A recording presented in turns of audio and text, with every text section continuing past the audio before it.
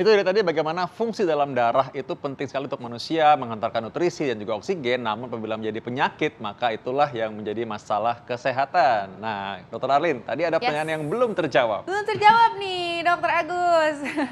Ini katanya berbahaya nih kalau misalnya dibekam itu dalam keadaan sebelum makan. Ini fakta atau mitos, dokter? Mitos itu sebenarnya. Mitos, Jadi boleh, nggak apa-apa, nggak apa-apa. Sebelum makan juga Makanya tidak masalah. tadi puasa juga boleh. apa-apa.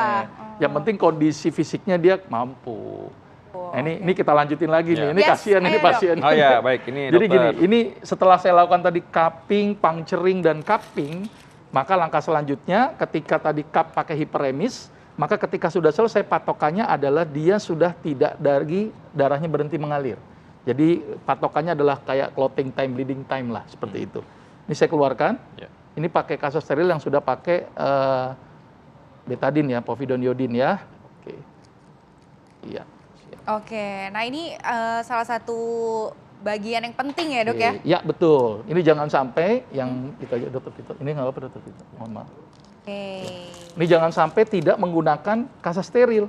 Kan banyak orang pakai tisu, pakai apa. Nah, itu resiko malah menyebabkan timbulnya infeksi, ya. Nah, itu kira-kira. Ini saya coba lagi satu lagi biar diulang lagi sekali lagi. Nah, ini lagi di ini puncturing. Ya. Tusuk-tusuk gitu Ditusuk-tusuk. Tujuannya apa ini, dokter? Nah, ini tadi sebenarnya tujuannya adalah untuk membantu mengeluarkan cairan interstisial yang terkumpul tadi, sekaligus mengaktifasi tadi beberapa sel yang ada di kulit seperti sel keratinosi. Terus kemudian kan kayak dibikin peradangan lokal tuh. Jadi akan keluar HSP70 dalam istilah medisnya ya. Itu berperan penting untuk merangsang regenerasi atau perbaikan di sel kulit itu sendiri. Oke, nah ini ada fakta mitos juga nih yang beredar di masyarakat mengenai bekam. Katanya nih warna darah yang keluar dari bekam ini bisa untuk mendeteksi beberapa penyakit. Ini fakta atau mitos, dokter? Mitos. Mitos, ya kadang-kadang, wah darahnya hitam, ini banyak racunnya, kebanyakan gitu. Darahnya kental nih, wah gitu. Wah darahnya ungu, gitu. Darahnya biru, anak bangsawan nih. Gitu. Iya, weh, darah biru, darah bangsawan. Ini kalau untuk diagnosis nanti lab nggak laku ini nanti. Iya.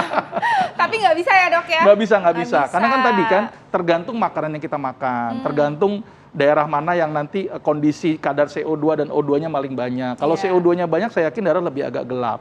Ya, kalau O2 pasti lebih terang, gitu kan.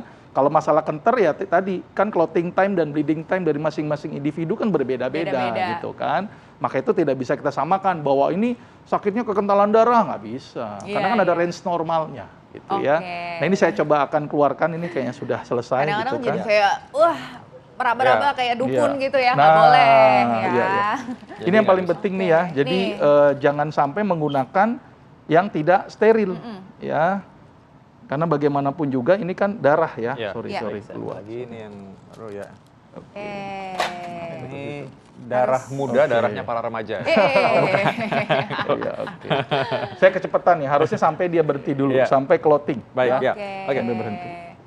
Ya, sudah cukup dokter Vito. Nah, baik, ini sudah selesai. Ini dok, ada lagi nih dok, fakta mitos yang beredar di masyarakat. Katanya nggak boleh dilakukan bekam pada bagian tubuh yang dirasakan sakit. Ini fakta atau mitos dok? Fakta, betul. Oh fakta, ya. Ya. Jadi misalnya gini, ada peradangan lokal, kayak misalnya sakit karena bisul. Ya. Itu jangan dibekam bisulnya. Nanti malah jadi port di entry kuman menjadi masuk kan. Malah jadi nggak boleh, malah jadi infeksi gitu kan. Bahaya, jadi di daerah yang mungkin agak jauh dari daerah yang sakit, misalnya bisulnya di sini ya agak jauhan, misalnya seperti itu. Jangan di daerah bisulnya, wah itu nekat itu. Dan bisulnya ya diobatin ya dok. Nah itu bagus sekali nih ya, banyak sekali soalnya fakta mitos yang beredar di masyarakat. Soalnya bekam nih, wah sering banget dilakukan di masyarakat. Nah ini mengenai waktu-waktu yang terbaik nih untuk bekam, ada nggak sih dok? Kayak misalnya pagi hari, atau siang hari, atau malam sebelum tidur? Ya, tidak ada waktu secara khusus. Tapi dalam beberapa riwayat para ulama, biasanya bekam itu dilakukan di siang hari. Tapi secara spesifik tidak ada. Gitu ya. Itu dari sisi waktu bekam. Dan yang disunnahkan berbekam itu 1 bulan 1 kali. Kalau seminggu sekali, paling jumlah titiknya yang sedikit. Tapi minimal idealnya adalah 1 bulan 1 kali. Dalam beberapa hadis itu disunahkan tanggal 17, 19, atau 21 Hijriah. Wow. Begitu. Nah, sekarang orang-orang yang tidak dianjurkan untuk bekam, tadi kan sudah sempat nih kita bahas, tapi mungkin ini penting untuk para pemirsa di rumah, karena kadang-kadang mereka mungkin tidak menyadari ya, bahwa ada hal yang harus berhati-hati dan perlu tentunya evaluasi medis. Nah dokter bisa menjelaskan, kapan kira-kira ini kita, oke ini kontraindikasi atau sebaiknya jangan sekarang gitu. Ya. Ini benar dok, ini udah selesai dok? Sudah selesai. Nanti jadi sudah selesai. Iya. Oke, sudah. Ya, sip. Ya, terima kasih banyak terima Pak. kasih, Pak. Ini Pak Dok ngomong-ngomong bekasnya ini nanti hilang ya Dok? Hilang nanti hilang. Terima kasih Bapak. Iya. Oke, lanjut Dok. Iya. Jadi begini, ada beberapa hal yang memang harus diperhatikan. Karena tidak semua orang itu boleh dibekam, karena resiko tadi. Ya. Misalnya kayak diabetes yang mengalami neuropati diabetikum di rela kaki. Dipikirnya kesemutan terus-menerus kan, dibekam aja tiba-tiba gangren. Nah itu jadi masalah kan. Maka itu ada beberapa hal yang harus diperhatikan ketika bekam. Terus kemudian tadi mengkonsumsi obat pengencer darah. Kita tahu bahwa pengencer darah kalau diberikan kan ketika darah keluar ngocor terus-menerus. Kayak tadi saya agak cepat dikit aja jadi cair kan. Kan butuh waktu sampai clotting time dan bleeding time. Berkisar 3-5 menit baru kita keluarkan. Maka nggak akan darah yang netes. Cuma tadi saya kecepatan aja tadi itu. Kira-kira begitu, Dr. Vito. Baik, nah sekarang dengan menggabungkan filosofi tentunya dalam bidang kedokteran juga, dan secara medis juga bisa dijelaskan, dan sekarang dalam praktik medis juga. Apa sih kira-kira yang diharapkan atau diekspektasi bagi pasien-pasien yang menerima terapi bekam ini? Iya, jadi tadi gini ya, ternyata setelah saya membaca beberapa jurnal penelitian, ternyata bekam ini sudah dilakukan sampai aspek RCT ya, Randomized Control Trial, sampai udah penelitian sampai selevel itu. Berarti bekam ini kan bermanfaat, jadi bisa dipakai sebagai pendamping pengobatan medis. Misalnya ketika ada kondisi hipertensi gitu kan, kok nggak turun-turun pakai obat, coba dikombinasi dengan bekam. Itu mungkin memberikan efek manfaat yang luar biasa. Kolesterol nggak turun-turun nih gimana nih, udah kombinasi dengan berbekam. Jadi bisa berdampingan nih dengan aspek medis. Ya, dan yang perlu digarisbawahi ini sebagai terapi pendamping ya dok ya. Iya. Dan juga ini dikombinasikan dengan obat-obatan yang diberikan dari dokter. Dan gitu dilakukan ya. oleh profesional medis memang yang memang praktisi yang pakar di bidangnya gitu ya. Betul, Nah, betul. Baik dokter, ini mungkin tips bagi orang-orang yang menggemari bekam. Tipsnya gimana dokter? Dan juga mungkin pada para praktisi bekam mungkin ya, karena masih banyak tuh yang tadi dokter bilang ada harus pakai kasa steril, jangan pakai tisu dan sebagainya. Silakan dok. Yang pasti yang pertama, tolong pelajari bekam dengan benar. Pahami dulu bagaimana mekanisme bekam itu dulu. Jadi nggak sembarang over ekspektasi gitu kan. Mentang-mentang bekam bagus gitu kan, semuanya bisa dibekam. Itu kan jadi masalah kan.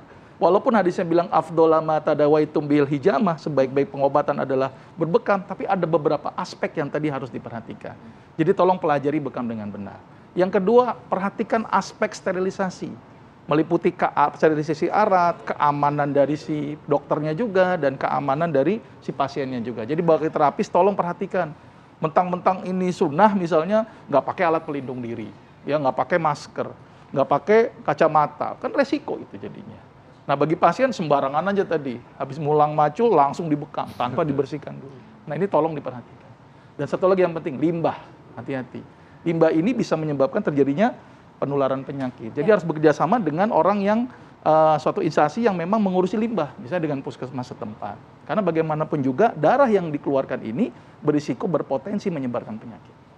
Oke, wah gitu, itu lengkap betul. ya dok ya, terima kasih Lengkap, banyak nih dok. mudah-mudahan Nah cuma nih ada pertanyaan juga nih dok, saya jadi lupa nih. Kalau misalnya keseringan bekam nih dok, ada yang orang suka banget sama bekam gitu ya.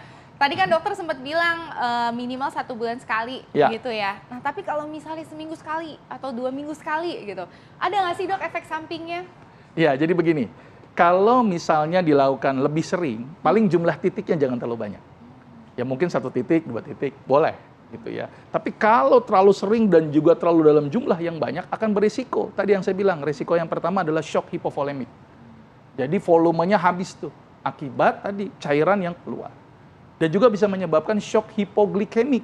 Gulanya juga ikut keambil. Nah, ini yang dikhawatirkan. Ditambah lagi, belum lukanya sembuh, udah ditusuk lagi, lukanya sembuh, udah ditusuk lagi. Jadi cukup berisiko. Maka itu idealnya dilakukan 1 bulan 1 kali. Itu sudah cukup gitu ya.